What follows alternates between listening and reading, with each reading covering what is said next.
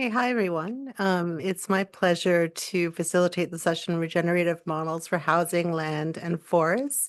I'm Susanna Bunce. I'm an associate professor in the Department of Human Geography at the University of Toronto Scarborough and have been studying land trusts, I think, since 2009 when there were 4 CLTs in Canada. And it's amazing to see this incredible CLT movement grow across Canada and really connect with CLT movements in countries across the world. So it's an honor to be here and an honor to facilitate this fantastic panel on the intertwining processes of housing, land, and forests.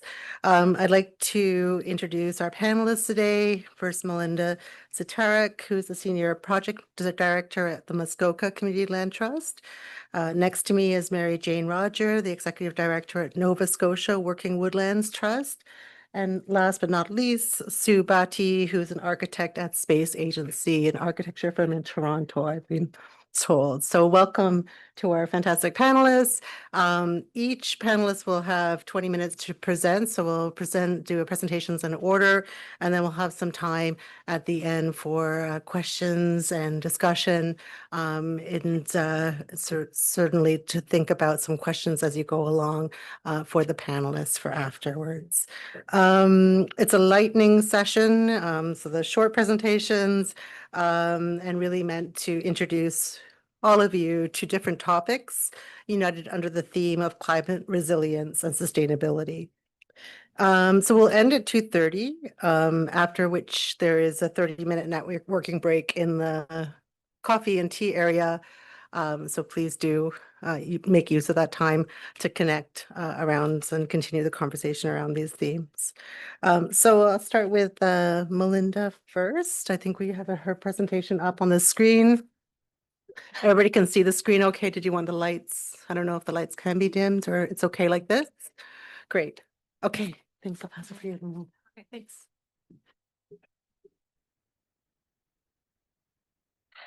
I really liked the breathing this morning. I'm going to do that again right now. Ground myself. Try not to speak too quickly, as is my tendency. So my son here, Lee, you can make faces at me if I start to talk too fast. So welcome. Thank you for coming to our session. My name is Melinda Zytaruk, and I came up with this title for my introduction to what we're doing up in Muskoka today because I feel like it can get really overwhelming when we are thinking about not just our housing affordability challenges, but the climate chaos that we are finding ourselves in. It can be depressing, disheartening, extremely draining. And at the same time, I feel like there is one of the most radical things that we can do for change is to find joy and hope and energy with each other. So I'm glad to be here with all of you and look forward to figuring out how we can all navigate this challenging world together and find ways to make joy and hope together. So we are the Muskoka Community Land Trust that I'm representing today. I'm going to be talking about the work that we are doing. We are focused mostly on affordable housing right now as a community land trust. And for those of you, anybody here been to Muskoka, goes to Muskoka, from to Muskoka? Okay, excellent. All right, so most of you in the room know that this yellow line here is the political boundary of the District of Muskoka. The blue is our watershed, and all of the yellow outlined land, and much beyond that is also on land subject to 2 treaties, the Robinson-Huron and the Williams treaties, which of course did not cede land as part of those treaty agreements. And there are over 6 First Nations communities, a combination of reservation land and Indigenous First Nations lands and Indigenous communities in that area as well. Our first project, though, is in the town of Huntsville. And while Muskoka is often known as the playground of the rich, we have we have a long history of housing insecurity in Muskoka. From at least the 10 years that I've been involved in housing affordability, it's been considered and identified as a crisis. And there's about 60,000 people who live permanently in Muskoka, and currently, as of 2021, over 5,500 households were identified as spending far more than 30% of their income on housing. And in 2021, which is undoubtedly higher now, over about 2,800 households were in dire core housing need. So we have also businesses have been talking for years about how they can't expand or are going out of business because they can't hire, because they make hires and then people can't find housing or afford to find housing to move into the community to work for the businesses as well. So we people are often surprised that housing is such an issue in Muskoka. The Muskoka Community Land Trust first started organizing as a concept as volunteers almost 10 years ago, and we were fortunate early on to have the opportunity to bring some of our municipal leaders down to the Parkdale Neighborhood Land Trust to hear about what was happening there. And from there, political support has continued to build for us in our region. We received funding from a variety of sources that was crucial at every single point of time. And recently, and some funders in the room, you may see your names up here. If so, thank you. Can't express my gratitude enough. And FedNor and the District of Muskoka, FedNor in particular, came forward with the recognition of what we were doing being important because of the acknowledgement of the climate crisis interwoven into the work that we were doing and the need to address our climate challenges. So shout out to FedNor. Thank you very much for that vision. And for the last 6 months, we have been meeting around our current Huntsville project, which is an 80-unit apartment building, which I'll be talking about, showing you some pictures of towards the end. And we've been meeting as a project acceleration team with our architects, our engineers, municipal staff people, district staff people on a weekly and biweekly basis for about 6 months. And 2 days ago, we passed unanimously at Town of Huntsville Council our zoning bylaw amendment. Woo! So major party in nerdy planning world circles. The goals that we have for this first 80-unit apartment building are significant. We want the property that it's going to be on to be home to over 150 households with a principle of rent geared to income, so affordability for all in a representing diverse needs of our community. We want it to be net zero carbon, net zero energy. We want it to be resilient to the climate that we're getting. We want it to be affordable over 100 years plus timeline. We want this also to be not just through the result, but through the process of doing this, building trust and capacity in our community, building resilience, and building up the equitable nature of our community. So, it's easy, right? No problem. What we're all, this is what we're all trying to do. These are some of the words that get thrown around when we talk about climate change and the climate crisis and what do you do? So mitigation, to me, that's don't make it worse. Adaptation, somehow become what we need to be to manage the future we've made for ourselves. Resilience, toughen up, and regeneration, which is the word in the title of our talk today. So I really like, if anybody was in the last talk that was in this room, how Chi talked about, there was different talks about healing, and regeneration and healing often get used synonymously. And Chi talked about the need to heal our imagination of what is possible. And that is something that I think is really at the heart of what we're trying to do in Muskoka. It's not just about healing it the way it was, but what it never was perfect. You know, we live in an area that was developed under the way it is now under colonization and all kinds of capitalist forces that have not done people favors or the environment favors. So what can we envision? What do we want it to be like? And now in terms of how we are trying to have that imagination and figure out how to put that vision of and that hope and that joy into the building of the homes, some very practical things. We want to have some metrics that we can measure. How will we know if we have succeeded in meeting any of our targets?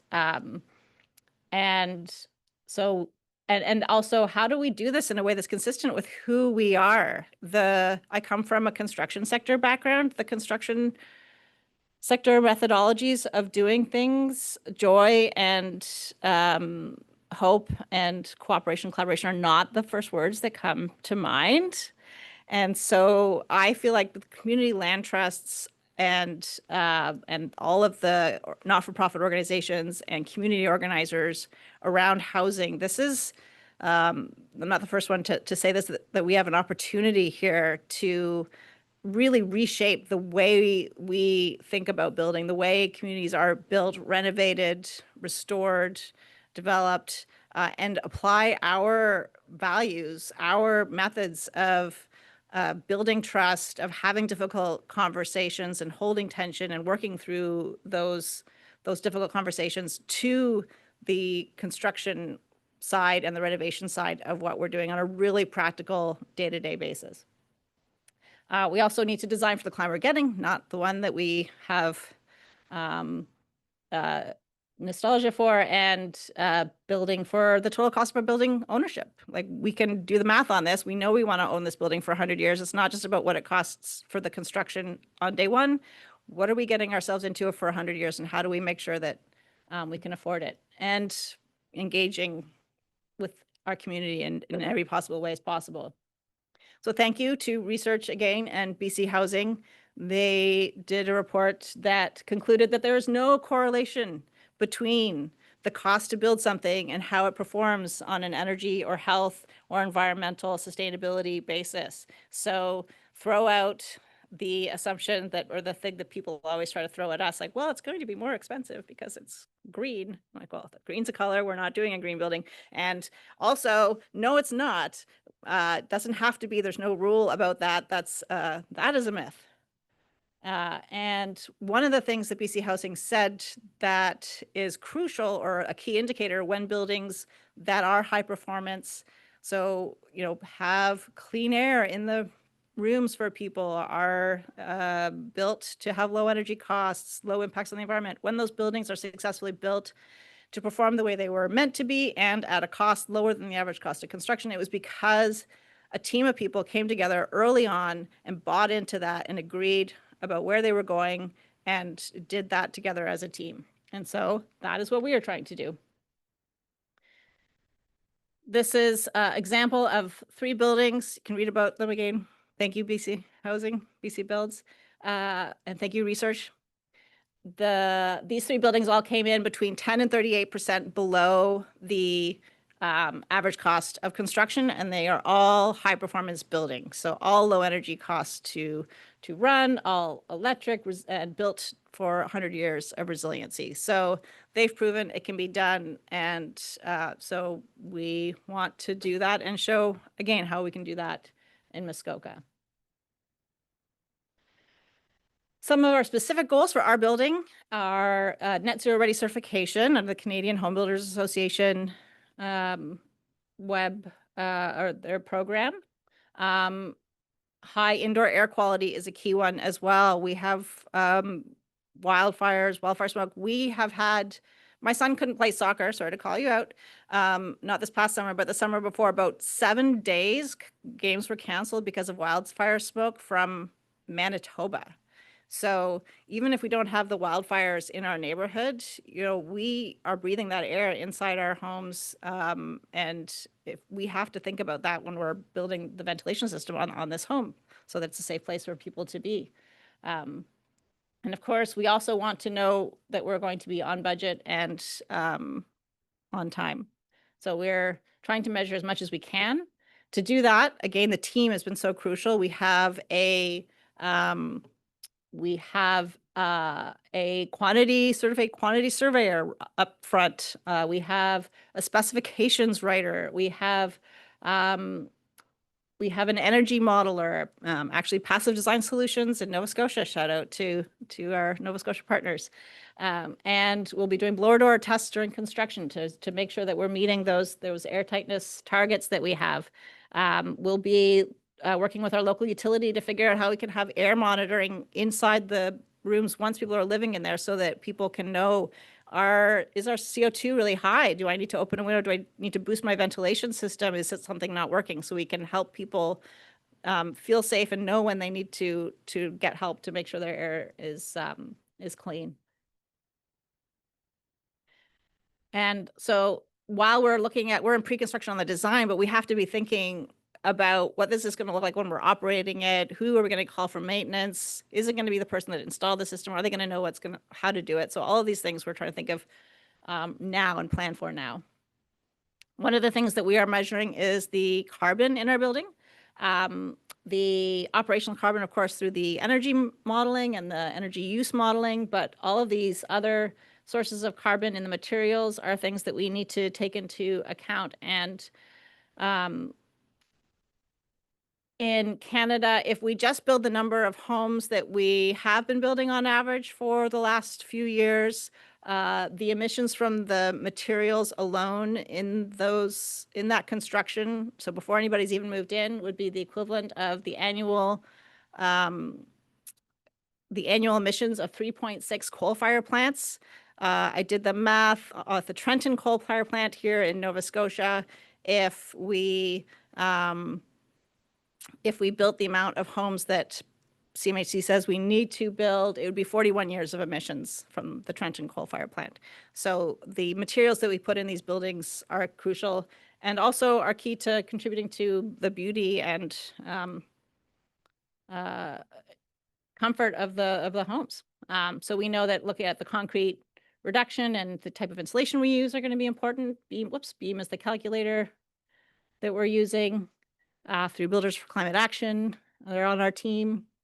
And so we're assessing at the beginning of the project, but we're also assessing all of these things once we've built it to make sure that we're on target. We are following an integrated project delivery method as much as possible. There are specific contracts you can use for this. We are not at that level, but we do have a team that everybody who's come on board, whether they're an engineer or energy modeler, they have agreed to the values and the way of working together that we as the Land Trust want to work together.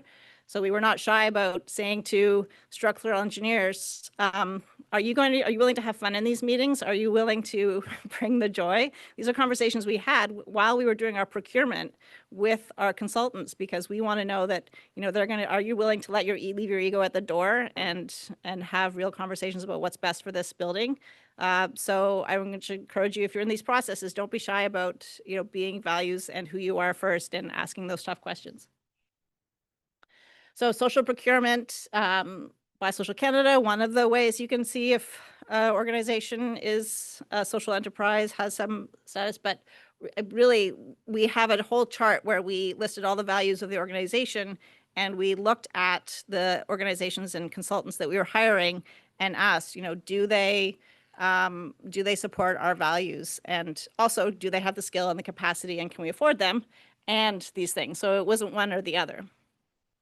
And we brought people on really, really early before they could give us an appropriate cost estimate for the whole project. So it's a bit of a dynamic situation. Sometimes we brought people on for a smaller scope earlier on. And then, of course, we are very cognizant of the fact that our climate is changing and it's a bit of a moving target, but there is models, and we do have a climate adaptation engineer on our team as well, who is helping us identify what are the key risks that climate change and climate chaos are going to bring to our project. And so that is, for us, overheating is a huge one. We are shifting to a cooling climate in Muskoka. Our cooling load is going to be our biggest electrical load. And wind speeds are going to be very high. We are getting more and more microbursts, tornadoes in Muskoka. Woo! It's, not fun, but it's a reality. We have to, add more fasteners to our roof. And in Halifax, apparently, humidity is going to be probably going up. Days of humidex above 30 degrees in Halifax. So it's so many things beyond just heat that affect the durability of our buildings that if we think about them up front, we can make sure that we can afford and keep people healthy. Because, of course, the most affordable home is one that doesn't have to be rebuilt after disaster. And even if with traditional models of construction, for every $12 or every dollar we invest in climate resilient infrastructure, that saves us $12, according to the climate resilience folks. And in terms of high performance, why high performance building is not more expensive. This is from one of our partners, CFAR. They're helping us out. So say this, whoops, wrong thing. So this building here, see the green is the cost of the building up front, $60 million. The high performance building, purple dot's a little bit higher on the line, but it's negligible in this case. And at 60 years, the total cost to own and operate this building, so adding on the 60 million that you invested on day one, and then all the other costs around maintenance and operations, over 60 years, the gap between the high performance building and the code built building it can be multiple times. In this case, it's almost twice what the initial cost of that building is. So the cost of construction is almost negligible when you're talking about having to own this building for 100 years or more. But we still, obviously we only have so much cash and the bank's only going to give us so much financing. So it's, but hopefully they will see this and understand this. Oops. This is our building. This is the zoning application that we just got through. This is some renderings of our pictures. We are using lightwood frame insulated panels and CLTs to reduce carbon and to reduce the time on site. It'll be mostly 1 bedrooms and 2 bedrooms. Was that my time? Yeah, okay. These are just some nice beauty shots so that we can all hopefully learn from you today and together about how we can hold those values and use them consistently with everything that we do and revolutionize the construction sector and survive our climate. Thank you.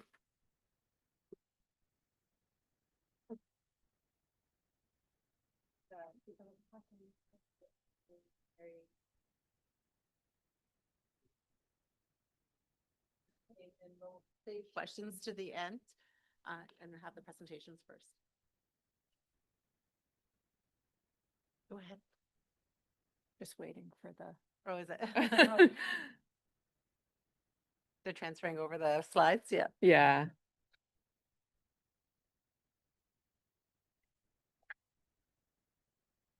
Okay, great.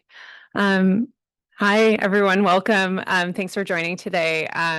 I'm going to be talking about probably something totally different than what you guys are used to in the community land trust world. I'm from the Nova Scotia Working Woodlands Trust, and I'm going to be specifically talking about working forest community easements in Nova Scotia and what we do within our organization.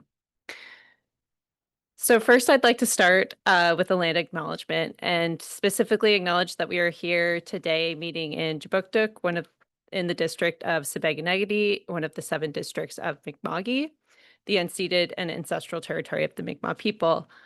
This territory is covered by the treaties of peace of friendship with the Mi'kmaq and the Wolastoqey people, which were first signed with the British Crown in 1726. These treaties did not deal with the surrender of lands and resource, but in fact recognized Mi'kmaq title and established rules for what was to be an ongoing relationship between nations. So a lot of what I'm talking about today is associated with private lands and conservation, and those are complicated topics in and of themselves. Canada as a nation was built on lands that were already occupied by Indigenous people who were living in their own lands under their own laws and in their own societies at the time of discovery or colonization by the Europeans. So we recognize Mi'kmaq as the past, present, and future caretakers of this land and thank them for sharing their homeland with us. We are all treaty people. So we hear a lot of land acknowledgements these days, and I just wanted to speak specifically to what we're doing as an organization to have these challenging conversations and really integrate reconciliation into what we do. So I'll first state that over 65% of forested land in Mi'kma'ki is privately owned. So that is very unique in comparison to the rest of Canada. And that there has been like a very strong conservation movement in Canada and in Mi'kma'ki that has largely benefited from the appropriation of Indigenous lands. So one thing that we've done is we change our language a little bit of using the term land steward. I'm going to use stewardship a lot in my presentation. It's actually more appropriate for us in the forestry world to use stewardship rather than management. So that is what we kind of stick to. So we really ask the private wood landowners that we work with to reconsider their relationship with land ownership as a concept, and instead vow to act as a steward to their forest, maintaining it as a resource for future generations. So we're committed to having hard conversations regarding this concept of land ownership and in general, alleviate barriers and continue to have hard conversations. So first, I'm going to touch on specific threats facing Nova Scotia's forests.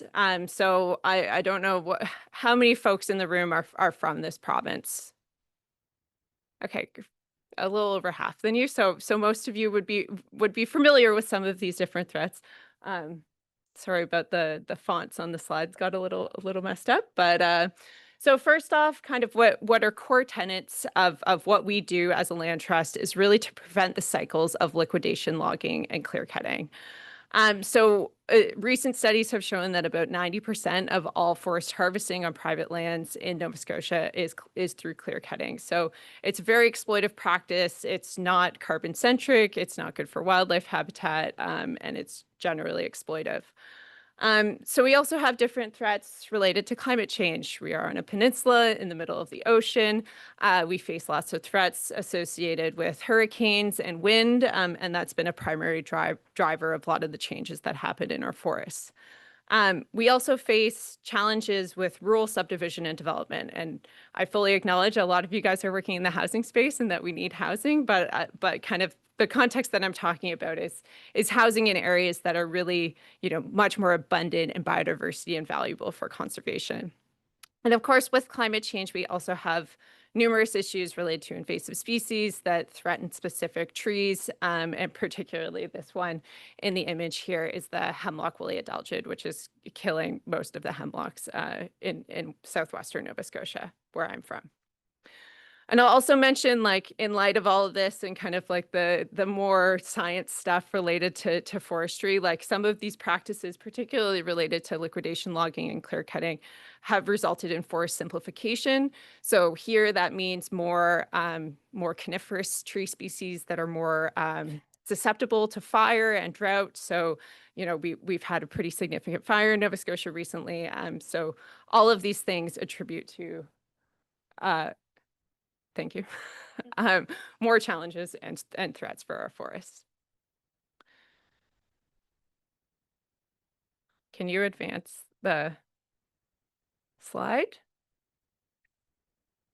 Oh, okay, there we go. All right. So next I'm just going to give a little brief synopsis on who we're working with as a land trust. So we work primarily with woodland stewards, and as I stated before, like this is a high percentage of lands here that are privately owned, and that represents about 30,000 land stewards in the province.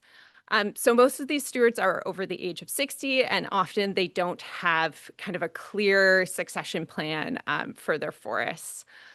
They're also often asset rich and cash poor. So the woodlot is often seen as an economic investment that they can cash out when the time is convenient.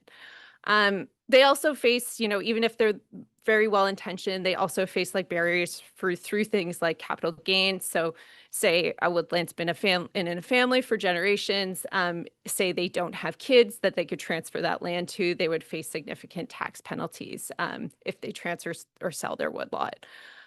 So these are all kind of challenges that we face that kind of trigger some of these practices that are generally exploitive. So the folks who we're working with are really the willing and those land stewards who really have these exceptional stewardship legacies, as we like to call it. So I kind of picked 3 different landowners that we work with that kind of represent a different array of values. So we have one landowner on the left there, MJ. She is very conservation minded. Her forest is 85 acres of predominantly hemlock forest, and we're working with her to help mitigate impacts of hemlock woolly adelgid. In the middle, we have like kind of the legacy focused piece where we have Sherman Cindy Embry from Shelburne County, who have been, provincial woodland owner of the year and are very, very interested in what happens to their land when they pass on and want to make sure that their legacy is preserved. And then we have Dawn and Sheila Monroe, who are, in their 80s and still actively working the land and harvesting trees, as well as maple syrup and different other forest products.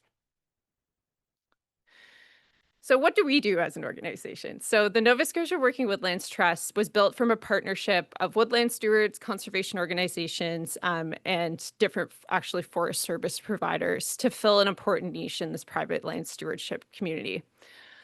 So we envision a healthy, resilient forested landscape across Nova Scotia through a network of land stewards with a shared commitment to long-term stewardship. So I'll get into a little bit of the details around like what we work with specifically regarding easements in a second. But I will add, we are also a non-for-profit society, and we're of course governed by a board of directors that's predominantly comprised of land stewards, but also has forestry conservation partners and members of the public. So what are the benefits to land stewards in working with us?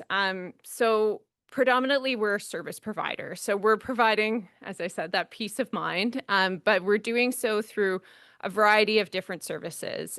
So first off is this long-term stewardship and monitoring. So we're an organization that's in place to provide recommendations to woodland stewards on what is the what are best practices for their woodlot that is most aligned with what would naturally occur in this region. So we have professional foresters working on staff who provide this advice, and then we can tailor that into specific, like both the easement agreement itself, as well as specific stewardship plans that are Forest Stewardship Council certified. And we also provide the option to retain ownership. So a lot of land trusts these days are most focused on land acquisition. We are providing easements, so that means the land stewards can actually keep owning the land, which is very important for a lot of them. So I've mentioned that we're working through easements. So I'm just going to give a very brief history of the community easements in Nova Scotia. So the Community Easements Act is a relatively new act. It was only established in 2012. And I think there's only about 5, we might have been the 6th organization that are actually eligible to hold easements under the act. They're predominantly focused on natural resource-based groups, like agriculture. There's a rock climbing organization. There's also a heritage trust. So it's a little bit outside the box than what would be a traditional conservation easement. So the easements themselves, they're an agreement between an easement holder, which is us, the land trust, as well as the landowner. They're tied to the deed of the property, no matter who owns it. They're held in perpetuity. And if an organization like ours winds up, if we can no longer operate, the easement is actually transferred to the Minister of Natural Resources, which does create, even though it's going to government, it creates a different level of security that's often not in place in some of the different acts related to land trusts. So we are the first land trust in Nova Scotia to become an eligible easement holder that's dedicated or has the purpose of preserving working forest lands. So I mentioned before, like, we're not the same as a conservation easement. A lot of what we do is very centered in community. And this has been a shortcoming of the traditional conservation movement, I think. A lot of it is black and white. It really eliminates the human element of stewardship. So what we do is we really try and preserve natural resources with minimal that's what conservation easements do. Minimal human intervention, where we really integrate sustainable practices and responsible management with a balance of conservation and human use. So that really means, like, and I'm going to use the word ecological forestry a lot, which is a type of forestry that's non-exploitive and works within the science and parameters of what would naturally occur in this, we call it the Wabanaki Acadian Forest region. So we also have specific zoning in our easements that allow residential and agricultural to be placed under easement. And then, of course, we're filed under different acts. So it requires a different level of monitoring, it requires a different level of relationship building, and then also creates a different level of community with the land stewards that we work with. So I wanted to the regenerative model was kind of new for me because when you talk about like regeneration in forestry terms, it usually means like you're cutting everything down and then the trees are regenerating. So I wanted to put that out there, but then I kind of got thinking about like, oh, well, we do have a regenerative model because what we do really creates like strong rural community assets. So instead of clear cutting where you're really setting back a forest to, nothing. We're continuing to maintain canopy cover in rural communities and building kind of this long-term rural economic asset. We also have the ability to demonstrate best practices and show landowners that maybe aren't committed or don't want to take that step of actually getting an easement, what good forestry practices look like. So we also promote public access, recreation, as well as provide a slew of ecosystem services like protecting watershed health or species at risk habitat. And also ultimately, like, we're really aiming to break exploitive cycles without like fully abandoning what rural economies are built on. So one of the most specific ways that we can integrate different uses within our easement agreements is through zoning. So we typically, most easement agreements have 3 distinct zones. So they have residential or agricultural zone, a working forest zone, and a conservation zone. All of our easements must have either a conservation or a working forest zone, but you could have an easement with a full conservation zone or a full working forest zone, and the residential agriculture is obviously give and take. So this is really the primary area of influence for existing landowners to have a say on the future practices of their lands. We don't do a whole lot of like very specific tailoring of what is and isn't allowed on the easement, just because of the sake of monitoring in the long term. Like we recently had a landowner who they didn't want hunting on their property in the long term. And it's like, okay, you don't want hunting, but the next landowner does have the right to hunt on that property. We actually can't restrict that. So if you want to put a sign up now, that's totally fine, but it's not in our purview to actually be that restrictive. And also we want to promote traditional cultural use, and hunting and trapping is a key element of that. So another kind of like add-on, plus it's a way we're getting funding, is these conservation zones within our easement agreements are actually eligible to count towards Canada's protected areas targets. So I'll just break down a little bit like what can occur in this working forest zone. So what's called like ecological forestry or ecosystem-based forest management emulates specific natural disturbances. Sorry, that's pretty wordy. So basically aims to replicate what would naturally occur in that forest. So in this region in Nova Scotia, we're primarily talking about wind or insects. If we were in BC or Alberta in the boreal forest, we would be talking about fire. That's when you could kind of justify clear cutting. I would not go that far to say that, but in this kind of diagram, you see kind of several different models of forestry, and what I would describe as regenerative forestry would be the one at the top, which is not what we're trying to do. That's single species. There's not a whole lot of biodiversity. There's not a whole lot of structure. So what we do is really we aim to promote a diversity of ages and species. Elder Sue said this morning, like the forest that's most diverse is the most healthy. That rings 100% true in forest stewardship practices.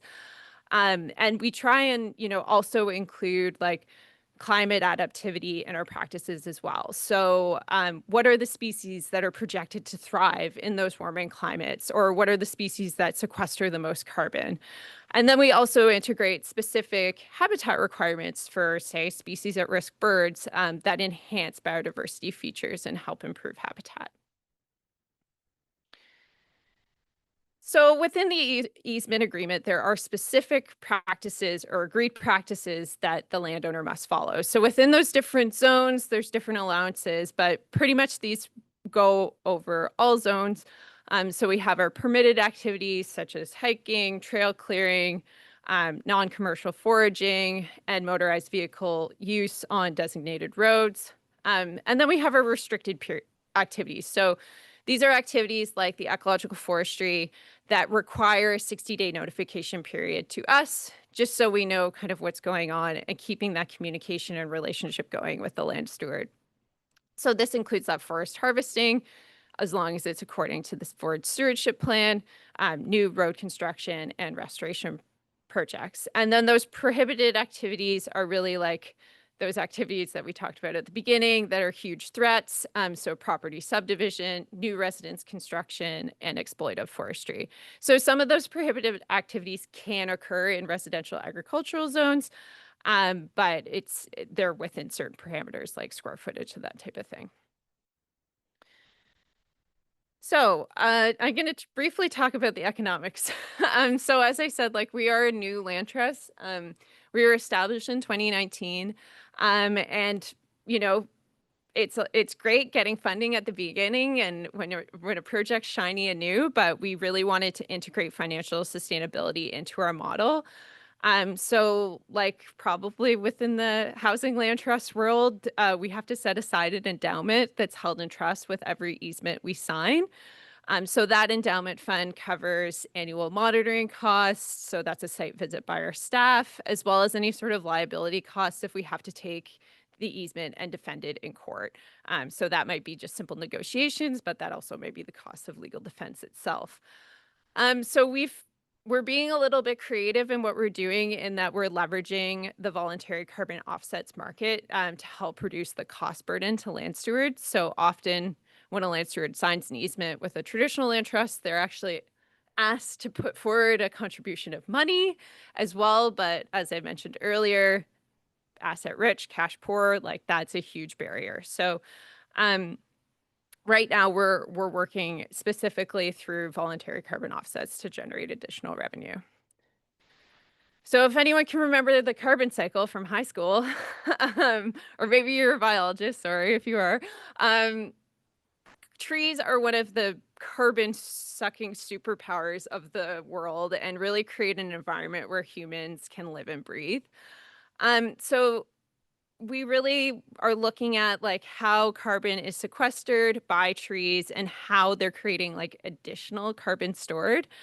So everyone kind of knows like carbon is sequestered by plants and then it's released over time through decomposition and different other practices. But all of this is very integral into how forests function and are healthy. So carbon forest markets themselves are a complicated beast, but basically what you're being paid for is any sort of activities that offer or reward and provide additional carbon stored. So the kind of like simplest example of that is, if you're working in a clear cut cycle and you're clear cutting on a 40-year rotation, you extend that rotation age to 60 years. So there's an additional 20 years of carbon that's stored. Our model is quite different. We really emphasize biodiversity and climate co-benefits and emphasize specifically creating forests that are adaptive, resilient, and sequester more carbon over time. So if you look at kind of like the bottom graph, that would be like that would be your like baseline. That would be what you were doing regularly. And then kind of this space in between is what you're doing that's an additional value over that baseline. So carbon offsets are fickle, and there's good ones and there's bad ones, but we're really trying to set a high bar in what we're doing. So traditionally, carbon markets are only accessible to large landowners. So we are in the process of aggregating a pool of landowners together so that we as a collective can access carbon markets. So we work with a third-party developer, the Climate Trust, who actually will market and sell the credits for us. It's a very complicated process that requires various levels of verification.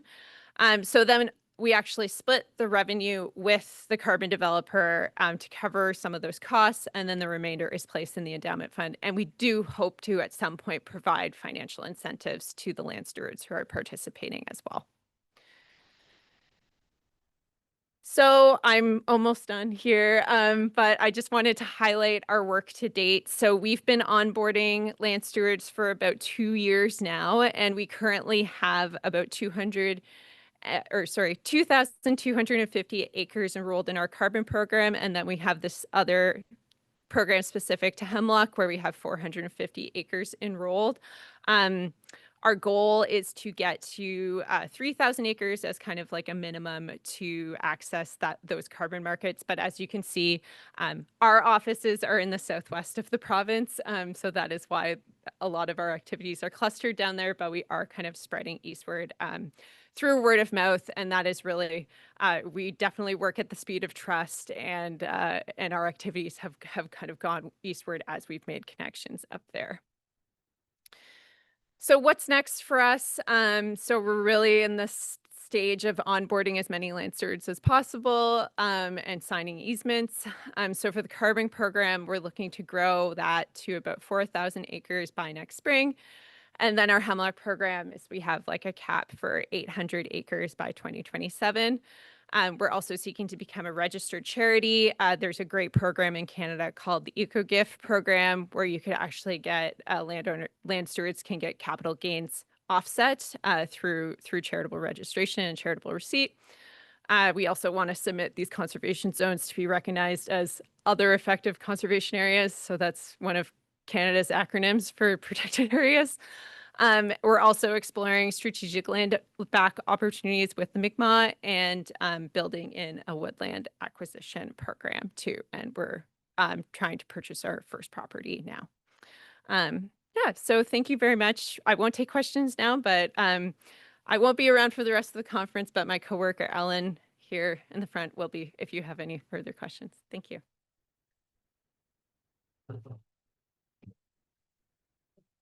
So just passing over to Sue Bhatti from the Space Architecture in Toronto.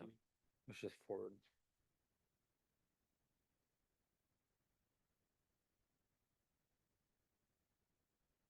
Oh, nice. Okay. Well, I'm just gonna go back one. There you go. Well, thank you everyone for being here. My talk is titled Circularity and CLTs. It's a topic I'm very passionate about, so I'm very excited to be talking about it.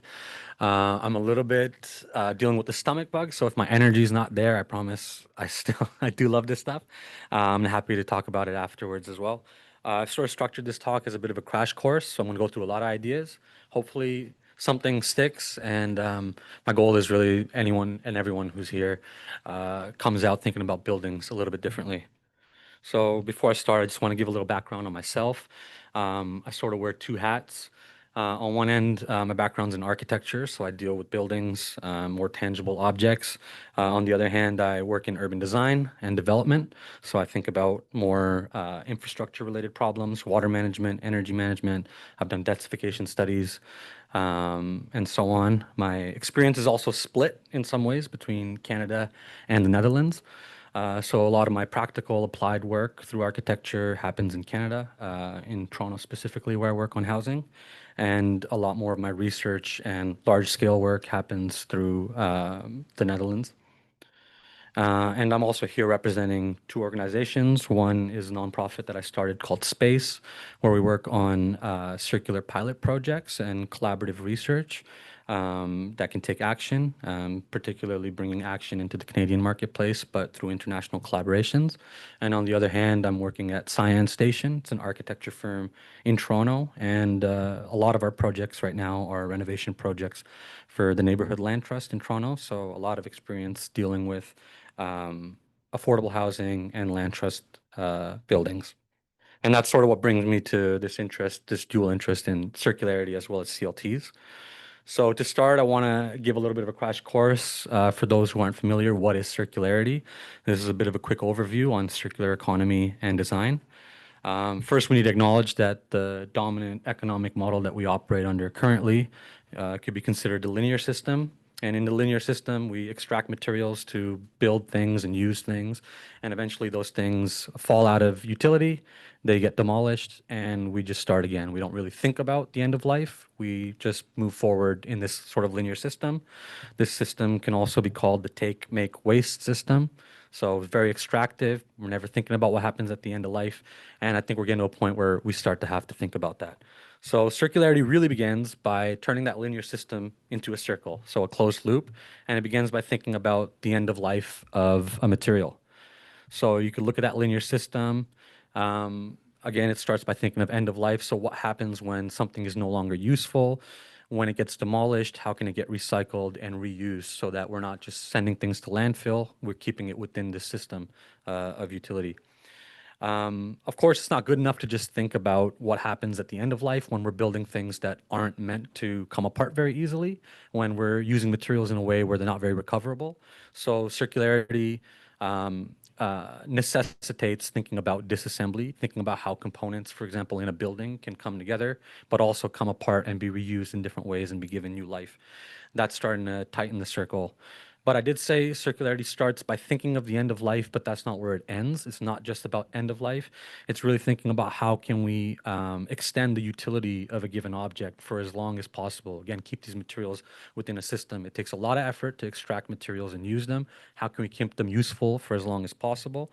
So in that regard, reconfigurability is also an important aspect of having a truly circular system.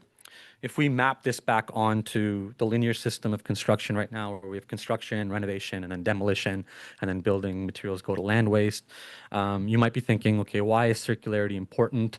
Intuitively, we tend to think that the majority of waste is either produced during construction or in demolition. That's when we see all the kind of waste come out of a building. But when you look at Canadian housing, more than 50% of our waste is produced during renovation. There's a big demand for buildings to change, for buildings to adapt, and that's where waste is really being produced.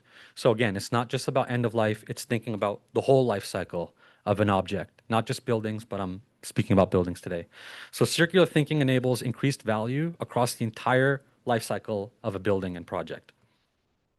What can CLTs do and how can they capture that value? I'm going to go through a bunch of examples, high-level ideas. Hopefully, we can dig into them a little bit more during the questions. So first, why I think CLTs are important, circularity is important for CLTs, is that I think they're a perfect match for capturing the long-term and local value of a circular economy. They're better suited than perhaps any other ownership model when it comes to development.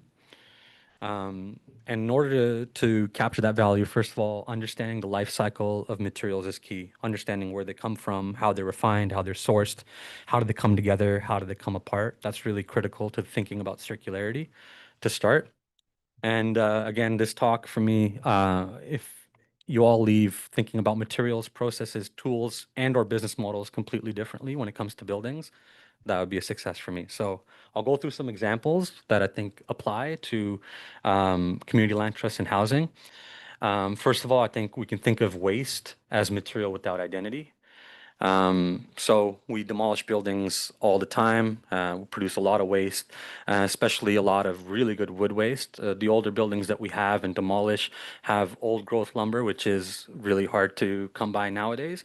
And it's really great lumber that, because of the way we've built, has been very hard to recover materially. We nail drywall to studs together, we make it almost impossible to recover these materials. But there's a company in BC called Urban Jacks, which is doing just that. They're taking deconstructed old homes and they're re-engineering that lumber. They're removing the nails.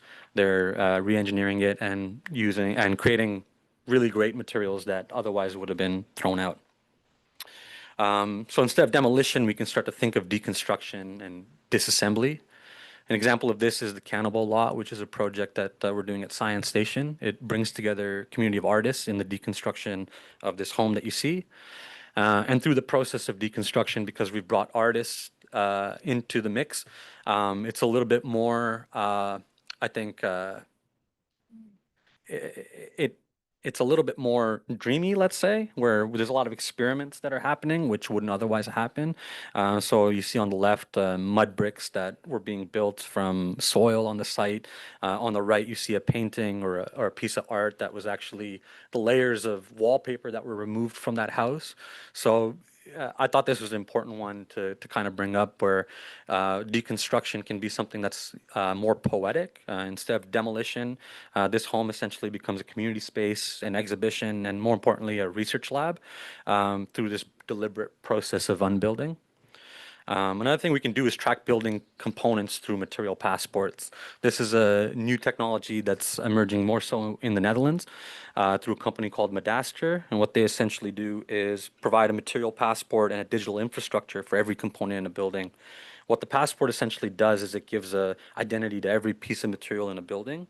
It lets you know where it is. It lets you know what its life cycle is. It aids in the recoverability of these materials. An example of a building that's applied this in a really interesting way is the Triodos Bank headquarters by Rao Architects.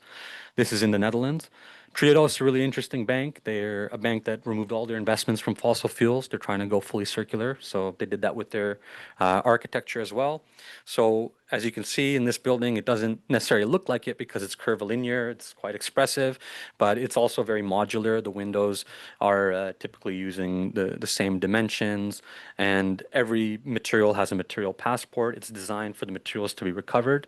It's designed to essentially be able to be rebuilt in a lot of different configurations.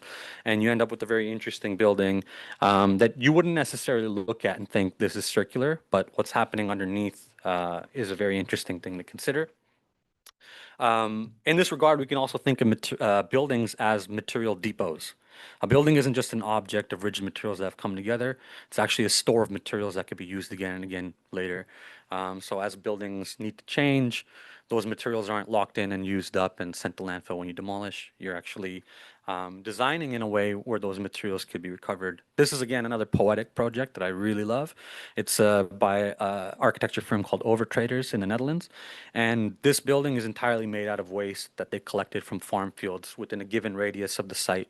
So I think it was basically walking distance. They collected materials and they put everything together without nails, without glue. It's using these straps to hold it together.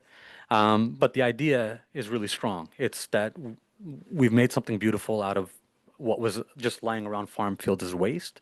And we've done it in a way where it can be returned into just pure material that could be reorganized in different ways.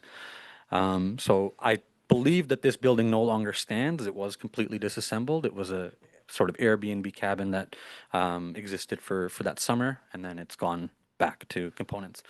Most importantly, with the circular economy, we can think of resources and ownership differently. One thing that is a piece of research coming out of the Netherlands, which was about facades as a service. This program is being piloted now by TU Delft. And it really asks the question, what happens when building components or services instead of things that you own or big capital costs? So you could imagine, for example, a roof that needs to be maintained and replaced every so often. What happens when you're not having to buy an entire roof system, but you're actually buying the service of somebody that's providing a roof system that's going to get maintained, that, it starts to become the in the purview of the producer to maintain and take care of that. A lot of interesting things can start to happen when we think of ownership of those components differently. You could imagine in a pro forma of a new development, you can alleviate certain capital costs if you're starting to change ownership models around specific components, and also get better performance benefits if you're creating collaborative opportunities with service providers to be the ones taking charge of maintaining certain things. Another example of shared resources and a different kind of models of ownership is this awesome community in the Netherlands called Schoonskip. It's essentially a community land trust, or I like to call it a community water trust, because this is a water lease that the community has with the city of Amsterdam. So this whole community is built on top of the water. So every building is done by a different architect, but they're employing circular principles, knowing that you might have to move this house, you might have to unbuild this house, but what's happening underneath in the community is really interesting. There's a lot of shared infrastructure, shared waste management, energy. They also have a shared car, so different ways of mitigating waste by maximizing the utility of your resources. So by embracing circularity, CLTs can become living labs for transformative change. Things that I kind of want people to consider, and this is from the examples we just went through: waste equals opportunity. That's really the key here. We produce a lot of waste in the linear system, and we can capitalize on that waste when we go circular. And again, waste here isn't just material waste and offcuts. It's also waste of a car that's sitting parked and not being used, resources that aren't effectively being used. There's a lot of opportunity within a circular economy to address that. There's an opportunity to rethink ownership. Again, not necessarily over a whole asset, but even aspects of an asset, which can change the way that we develop, change the way that we maintain buildings. Really changes your operational costs. It can also impact your capital costs if you're developing new. Important to consider modularity and adaptive design, so designing for disassembly. And again, this is true not just for new builds, but for renovations as well. We can start to think of components in a way that allows for materials to be recovered better. One of my biggest gripes is, for example, with wood frame walls that use nails and drywall, almost impossible to recover that material. And one of the biggest waste producers in the building industry, when we talk about ripping out walls and changing layouts, we do it in a very inefficient way. Material passports for those who have larger building stocks and a lot of different components. It could be an interesting thing to consider how you can track these components, understand their life cycle, and also use them in different ways across your portfolio. Important to think, again, deconstruction instead of demolition. How can things come apart? How can these materials be reused? And how can we also capitalize on that? Again, with space, I help people establish collaborative pilot projects. So I think that's something that's worth considering with CLTs, again, because the position as a long-term as a organization that has long-term stake in a piece of land or a building, it makes sense to investigate circularity, particularly integrating circular principles in strategic areas. There might be a specific area where you're finding you're producing a lot of waste. The stuff that I'm working on in Toronto with the NLT, I'm seeing we're doing renos for affordable housing, and a lot of times you see like things get replaced with more of the same. So you rip out drywall and you're putting in more drywall, and it's not necessarily a long-term solution. So there's ways to think about how, if you have a repeat problem, repeat waste cycle, how can you capitalize on that and integrate that strategically into your CLT. So why is this important, particularly now? The problem to me is bigger than just buildings. I know I've spoken a lot about buildings here because I feel like there's probably a lot of people working on housing, but I know community land trusts are more than just buildings and more than just housing. And the problem of material waste is one that goes beyond just the building industry. This is a quote from a paper that came out of the Netherlands. They said 99% of the materials that are sourced, manufactured, and transported are thrown away within 6 months, which is crazy. 99% of everything that's being extracted today, that's going to be put on a ship, that's going to make its way through Amazon to somebody's doorstep, 6 months from now is going to be garbage. So it's hard to imagine how such a wasteful way of life can be sustained on this planet in the long term. That's a big problem. But with big problems, I think there's big opportunities. This was the report that came from the World Economic Forum in 2022. Stating a circular economy could unlock $4.5 trillion of value by 2030. So there's a lot of value in the circular economy. It's still early stages, especially in Canada, but in Netherlands, there's a lot more happening. And I think we're going to see that come to Canada as well. My prediction is circularity is the next net zero. Over 10 years ago, I was working in the Netherlands on one of their first net zero studies for the Dutch government and the Flemish government. Soon after, all over the world, we started to see net zero by 2050 policies all over. We have that here as well. Now, if you look at this report on the right, circular economy in the Netherlands by 2050, the Dutch government kind of upped the stakes. They want to be fully circular, 100% circular by 2050.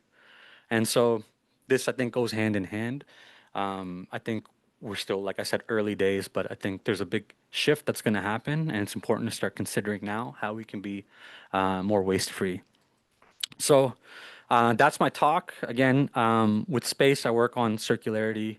So if anyone wants to talk more about circularity, please reach out to me through space. I have a bunch of research that's coming out, so please feel free to email me. I love to share as much knowledge as I can and grow the circularity movement in Canada. And for anyone that's looking for, sorry, I'll go back to that slide in case that's okay. And for anyone that needs an architect that works on CLTs, Science Station, you can reach out to us. We have a lot of experience in that regard as well. And yeah, I think I'll take questions for all of us. Yep. Thank you.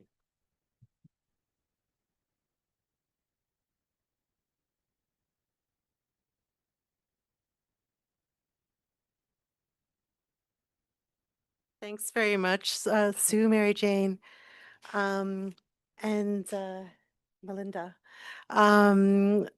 We can open up the floor to questions. If you wanted to introduce yourself first and your affiliation, that would be great. Do you want to start? And then, do you want me to give a mic? Would that be easier, just so people can hear? Maybe I could grab one of the. Yeah, here we go. I didn't even know it was online, so there we go. Yeah, so my name is Sarah Newton. I'm with the Northern Community Land Trust out of Whitehorse, Yukon. And I am curious about like fire smarting, because like in the boreal forest, fires are like a really central part. And I know in Nova Scotia, you've also had some issues with fires this past summer and everything. So from each of you, like, how are you thinking about fire smarting? Yeah.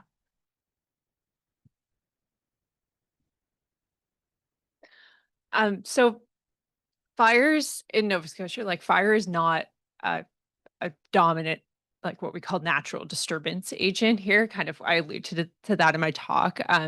So like the instances of like dry lightning in Nova Scotia historically has been really low. But that said, like the entirety of this province had burned during the colonial times. So basically what settlers did when they arrived here was they cut all the trees down and then they burned everything to try and make agricultural land, but our soils are really poor and there's just lots of rock everywhere. So it didn't work everywhere. So what we've ended up with is these forests that both have like are simplified because, you know, when you do that type of like exploitive practices, like often the hardwoods aren't as quick to regenerate or stuff like that, as well as with industrial forestry that has created like conditions that are more prone to fire. So what we're dealing with now is like we predominantly deal with human caused fires. People love burning things out here. I don't know what it is. It's like they're burning grass, they're burning leaves, fires get away, especially in climate change. So like what we've seen in the past like couple years is like we had one of the biggest, I think the biggest fire since colonial times that happened in Barrington, Nova Scotia a couple years ago. That was 10,000 hectares. And then we have just one that's just under control now that's closer to where I live, that's 8,500 hectares. And like that's not big in terms of the sizes that happen in the Northwest Territories, but considering how actually densely populated Nova Scotia is, it's quite terrifying. So what we do see when fire's happening is like a lot of homes are lost. So the Fire Smart movement has been slow here, but we are trying to like particularly like the woodland service provider community is starting to provide more resources for landowners who, have a house in a woodland and, just need a little bit of resources and education on like, don't plant cedar trees beside your house or just simple things like that. But it's still very, very new here. And like what we do within like kind of our climate adaptivity approach is just everything we do is like have as many species as possible, because here, unlike where you are, we actually have over 30 species of native trees here. So it's like there's a lot of resiliency just having that like different mix of tree species that will naturally reduce the risk of fire. Yeah.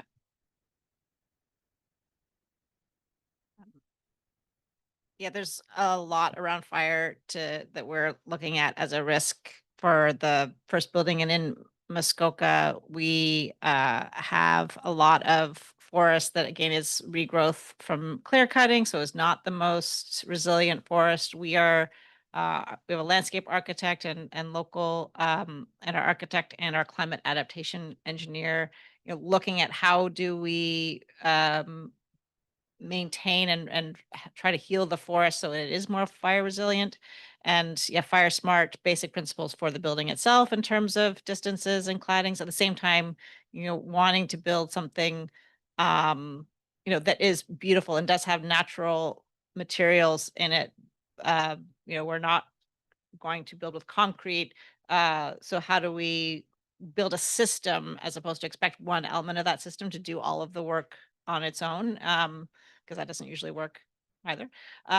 So, and then also for us, where our first piece of property is in town, we do have forested area and tree lines that we have to maintain for a variety of pressures and because we want to.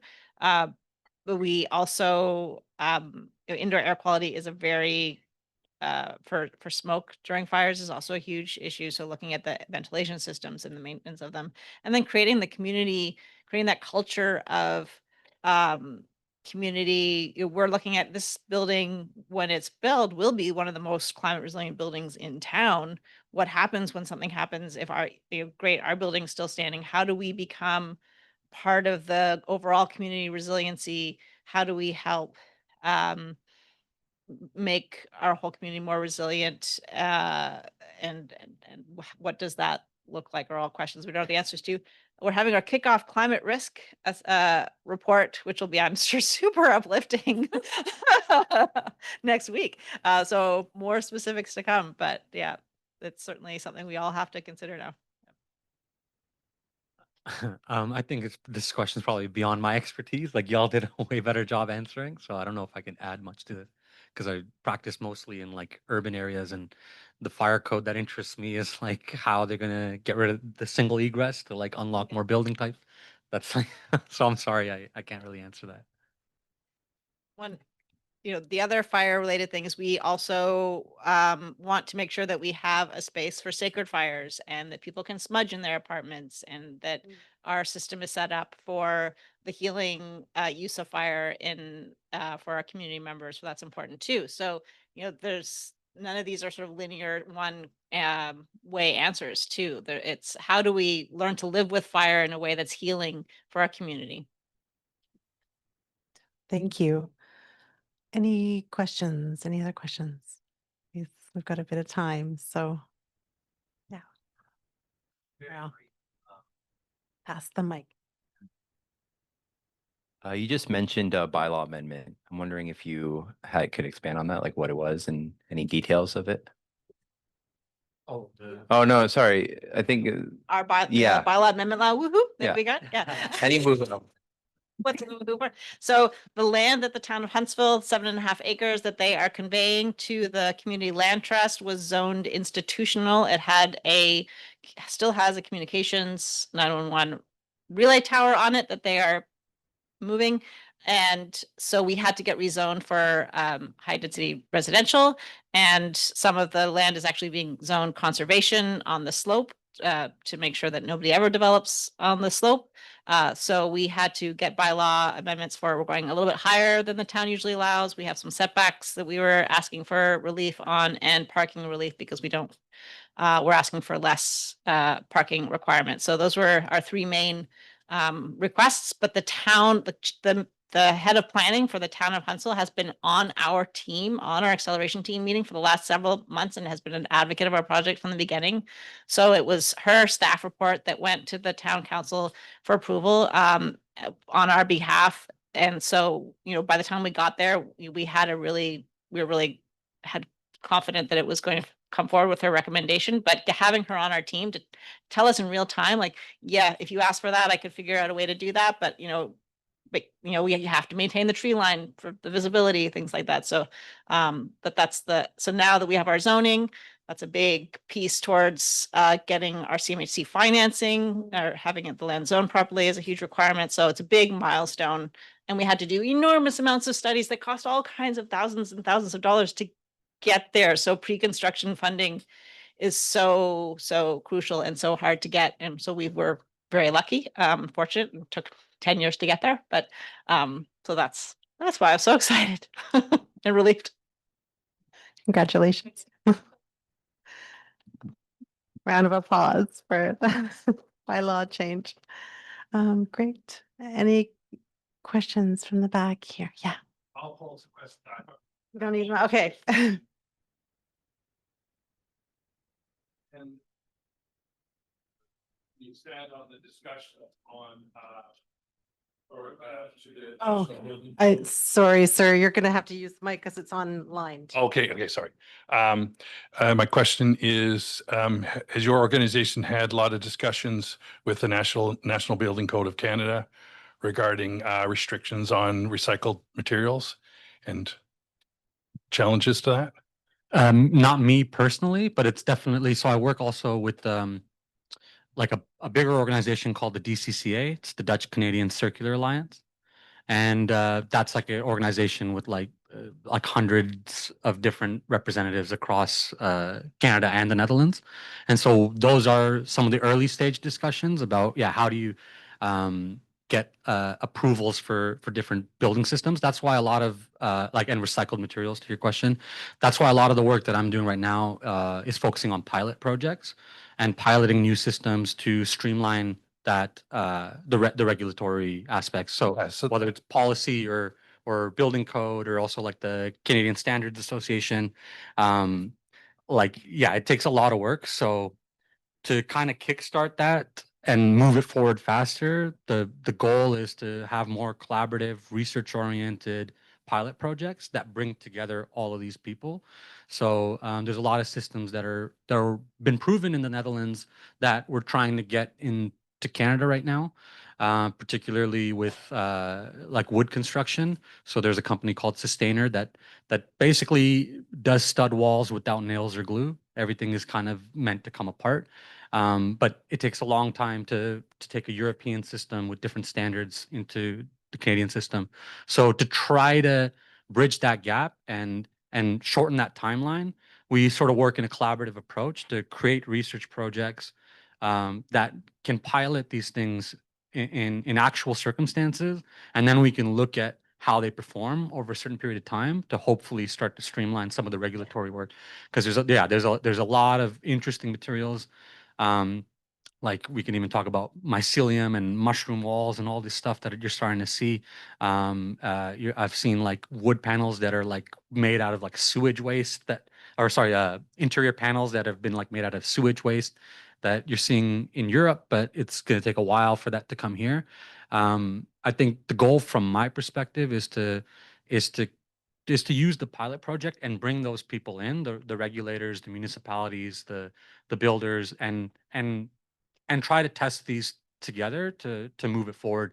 Because I would say in Canada, still very early days when it comes to circularity, especially with the building code. I mean, they're rewriting it, and it's I think far from getting to really thinking about circularity and bio-based construction in the way that the Europeans are.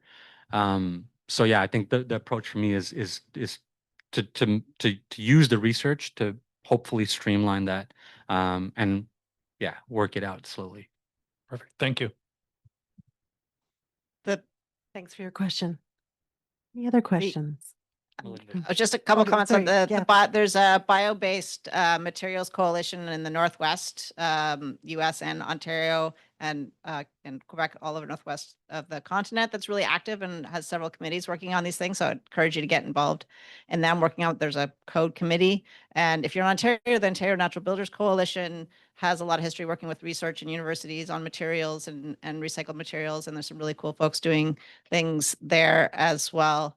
And there's an organization I'm part of called Reimagine Buildings that is really interactive and building community around these conversations that we're having as well, around getting materials through the CCMC certified, or just, how do we do this together as a community around buildings? So a couple other resources that come to mind around those issues. Thanks.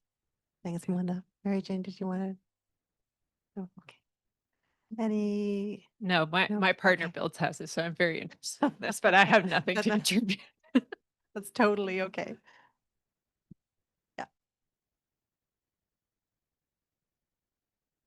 I do have a question for you, Mary. It's based on what you were saying about the huge tax implications for woodland stewards if they were to sell their assets.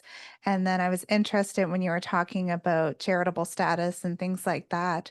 I'm working with a couple of land co-ops that are actually looking at obtaining charitable status and then being able to purchase and give that charitable donation back. In your opinion, with the groups that you work with, is that something that could be a solution or that they could look at? Or Yeah, so the program is run through Environment and Climate Change Canada. It's called the Eco Gifts program. I don't have any, I mean, I did work for ECCC for a time and saw like that side of things. And I've also heard opinions from people who are eligible to provide eco gifts, and that it can be a bit of a burden in terms of the government has like very specific requirements on like the conservation value of the property that you're looking to issue that receipt for to qualify for the program, as well as like pretty specific covenants on like it has to be that like forever wild style conservation. We're hopeful that like when we get to the point of getting charitable status, that I could kind of like work some connections, and like there is a growing movement to like acknowledge that forest restoration is a key component of land protection and conservation. So I'm hopeful that it might change. And like it's being better acknowledged in the conservation community. But yeah, I can't speak from experience as to how easy that is, but like it's definitely an option. Yeah. still And very new. unfortunately, like the land conservation community in the States is much better supported than we are in Canada. So it might be worthwhile looking at resources through the Land Trust Alliance there. Yeah. Thank you. There is a lot of activism happening in Canada, or not a lot, but there's some to get the tax laws changed to allow community land trusts to be able to receive charitable donations. I don't know if anybody in the room is currently one of those people working on it. There's a session. Yeah, session tomorrow. Yeah.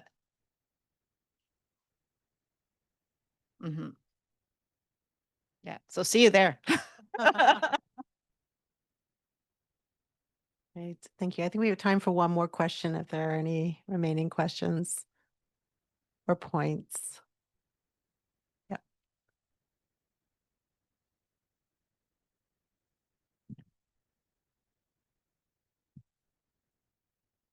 Yeah, so I just have a quick question about the community easements process you talked about. I'm curious, It sounds like the province enabling that legislation for you to put in those easements was a big win. Was there any like advocacy work that you did to achieve that, or like what has your experience been like working with government to kind of get that win, I guess? Yeah, that's a great question. So I don't think I actually mentioned in my slide deck that we were only incorporated in 2019. So the Community Easements Act was around predating us, but that was part of the reason why we were like, oh, well, no one's filling this niche. And it was very clearly outlined in the purposes under the Community Easement Act for the preservation of working forests. So there was only like 5 organizations, I think, that were established as what they call eligible bodies to hold community easements when the act was brought in 2012. So it took us 3 years to get added to the act. It required an amendment and like approval by cabinet in order to get through. So like we really had to like lobby the Department of Natural Resources like pretty significantly in order for them to recognize that this was something that would be of benefit to private landowners. Private property rights in Nova Scotia run deep, and depending on the government, like the current government, they don't want to infringe anything on private property owners. So what we're doing was seen as threatening because we're disabling those exploitive practices that is, a lot of people really rely on here. So I think that was part of the pushback, but we were able to get some like great advocates from like the Ecology Action Center in particular who like really pushed for us to get in. And yeah, it was a journey for sure. Anybody else want to? Okay. Well, please join me in thanking Melinda, Mary Jane, and Sue for their great presentations. And thank you all. This is a really important session, I think, for bringing together the sort of social imperatives of CLTs with the environmental imperatives for CLTs and of CLTs. And so I really think this is sort of groundbreaking work. So thank you.